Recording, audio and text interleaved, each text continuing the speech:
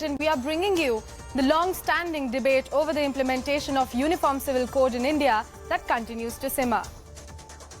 Now, after Prime Minister Narendra Modi batted for Uniform Civil Code on Tuesday, stating that there should be a Uniform Civil Code instead of the country being run by two laws. Now, Union Law Minister Arjun Singh Meghwal has said that there is no vendetta behind the UCC. Now, he addressed the struggles faced by the Pasmanda Muslim community as well, highlighting the hardships endured by Pasmanda Muslims. The Prime Minister emphasized that their lives have been made very, very difficult due to vote bank politics. कि uniform civil code के नाम पर ऐसे लोगों को भड़काने का काम हो रहा है। परिवार के एक सदस्य के लिए एक कानून हो, परिवार के दूसरे सदस्य के लिए दूसरा कानून हो, तो क्या वो घर चल पाएगा क्या? भारत के संविधान में भी नागरिकों के समान अधिकार की बात कही गई है और सुप्रीम कोर्ट ने बार बार कहा है। सुप्रीम कोर्ट डंडा मारती है, कह रही है कॉमन सिविल कोड लाओ। ये वोट बैंक की राजनीति करने वालों ने हमारे जो पसमंदा मुसलमान भाई बहन हैं, उनका तो जीना भी मुश्किल करके रखा हुआ है। वो तो तबाह हो गए, उनको कोई फायदा नहीं मिला है।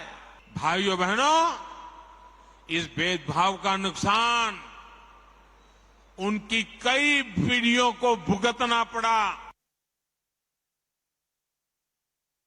Now, CNN News 18 spoke to Pasmanda Muslims community about their welfare schemes after PM raised the issue yesterday. Let's listen in. मकान नहीं था हमारे पास। हाँ,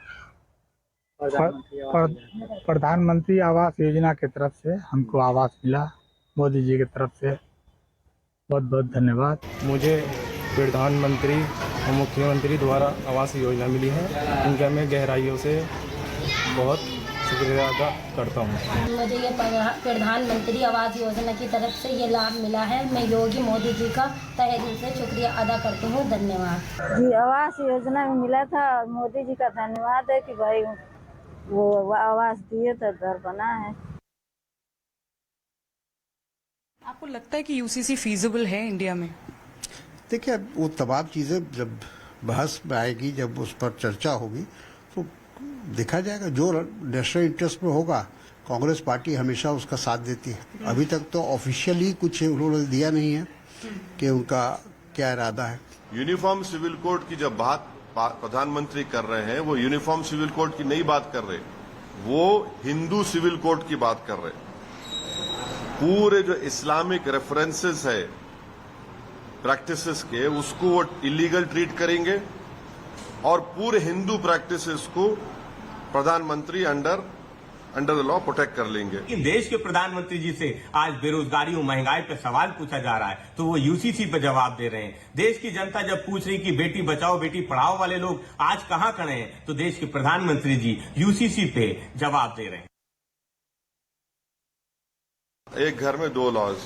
प्रधानमंत्री को ये बात समझने की जरूरत है कि आर्टिकल 29 राइट टू कल्चर एक फंडामेंटल राइट है भारत के संविधान में। भारत के संविधान में प्लुरलिज्म और सेकुलरिज्म हमारे जो कॉन्स्टिट्यूशन में है, वो हमारे भारत के संविधान के आर्टिकल 25, 26, 29, 14, 19 एंड 21 का हिस्सा है, बेसिक स्ट्रक्चर का हिस्सा है। इस्लाम में शादी एक कॉन्ट्रैक्ट है, हिंदुइज्म में जन्म जन्म का साथ है, क्रिश्चियनिटी में आई डू बोलते। अब आप क्या इसको सबको मिला लेंगे क्या?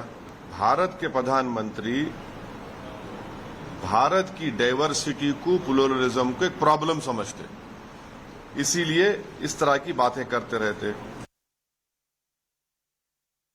ओवैसी कह रहा है कि आपके प्रधानमंत्री को संविधान का ध्यान रख के सारा काम करना चाहिए। यूसीसी लाने की क्या जरूरत है?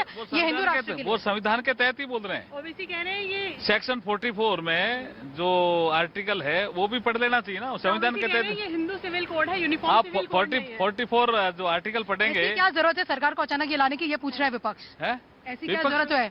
वो कह रहे हैं आपके पास मुद्दे नहीं है 24 में, इसलिए आप ये सब लेके आ रहे देखिए, लॉ कमीशन की रिपोर्ट आने दीजिए, फिर हम सब बताएंगे। क्या मैम अब यूसीसी पर आगे सरकार बढ़ने की बात कर रही है? देखिए, हम तो पिछले 9 साल में यही कह रहे हैं कि हम लोग वायदों से डिलीवरी की ओर, यानी प्रॉमिसेस टू डिलीवरी का जो रास्ता है वो तय कर रहे हैं। और हमारा वायदा था 370 हटाने का, जिसको हमने पूरा किया। हमारा वायदा था 3 तलाक हटाने का, जिसको हमने पूरा किया। हमारा वायदा था राम मंदिर बनाने का, जिसको हमने पूरा किया। और हमारा वायदा था देश के अंदर समान नागरिक संहिता लाने का। अब उसकी तरफ भी बढ़ना ही है। जो जो चीजें बचेंगी एक एक करके उन सबको समाप्त करना ही है। You know, he has spoken about UCC, that laws cannot be different for the same family, have to be same for everybody, and there cannot be a different law for a different person, same person in the family. How do you see that? See, it's too early to talk about UCC. If something comes in the parliament, if something is seriously taken to a level where probably my party, the working committee, the political affairs committee of the party will decide how to respond to that. As of now, it is just people talking about, and obviously Jammu and Kashmir being a Muslim majority state, we will not agree to that.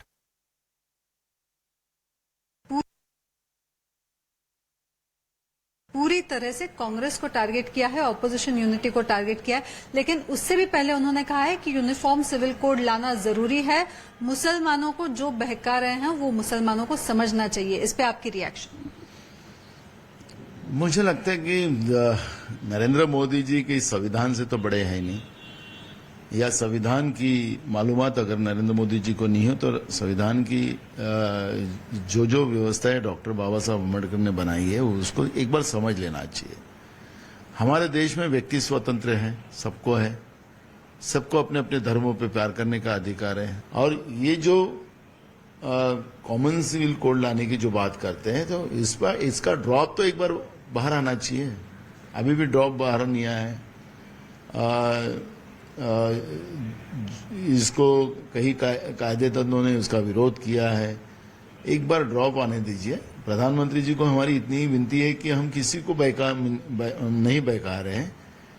लोग समझदार है, सब पढ़े लिखे लोग हैं, सबको समझता है। तुम्हारी मानसिकता क्या है ये लोगों को पहले ही पता चल जाती है और उसके आधार पर लोग अपनी भावना बनाते हैं। तो मुझे लगता है कि कॉमन सिविल कोड का ड्रॉप पहले बाहर देना चाहिए और बाद में प्रधानमंत्री ने चर्चा करना चाहिए, ऐसा मुझे लगता है। सर, प्रधानमंत्री नरेंद्र मोदी जी ने आज भोपाल में यूसीसी पर जिक्र करते हुए कहा है कि एक ही परिवार में अलग अलग कानून अगर होंगे तो कैसे परिवार को या देश को चलाने में आसानी होगी। मुश्किलात की वो जिक्र कर रहे थे। चूंकि आप पक्ष रखते रहते हैं मुसलमानों का एटलाज, आप कैसे देखते हैं इसमें?